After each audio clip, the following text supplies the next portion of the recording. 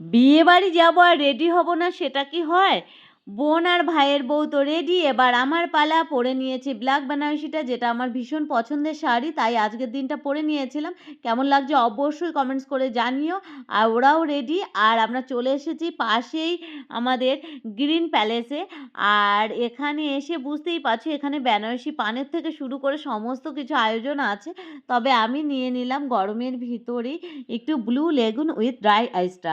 আর এটা একটু ট্রাই করব। আর এটা দেখতে পাচ্ছ ড্রাই আইসের জন্য কিরকম ধোঁয়া উঠছে, মানে এটা খেতে যেমন টেস্ট তার থেকে বেশি ভালো লাগছিল। আর এবার উপরে চলে এসেছি। উপরে এসে তো চলো ভাইয়ের বউয়ের সাথে তোমাদের দেখা করিয়ে দিই। কারণ এই ব্লগটা কিন্তু অনেক আগের, মানে আমার সেই ফোনে মানে পড়েই ছিল, যেটা তোমাদের সাথে আর শেয়ার করা হয়নি। তো কেমন হয়েছে? ভাই আর ভাইয়ের বউকে অবশ্যই মানিয়েছে কিন্তু দারুণ। তো অবশ্যই কমেন্টস করো। পাশেই দিদির মেয়ে দেখতে পাচ্ছ হাসছে মিটিমিটি করে। এবার ওর পালা কবে যে হবে, তারপর আমরা সবাই আনন্দ করব।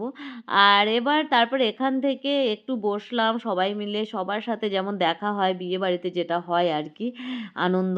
তারপরে দেখো একটা বান্ধবীর সাথে দেখা হয়ে গেল, ফেসবুক বান্ধবী, যদিও আগের থেকেও পরিচয় ছিল। আর ফেসবুকে এসে আমাদের সম্পর্কগুলো আরও মানে গভীর হয়, যেটা আগে থাকে না আর কি। তারপরে এখানে একটু পকোড়া টেস্ট করলাম। আর এখানে ছিল নানান রকমের পান বেনারসি, কিন্তু এটা আর আমি খাইনি, খেতে ইচ্ছে করছিল। যাই হোক একটু আইসক্রিম নিয়ে নিলাম। তারপর আমরা সবাই মিলে আনন্দ করছি। ভাইয়ের বিয়ে, আর একটু আনন্দ করব না সেটা কি হয়?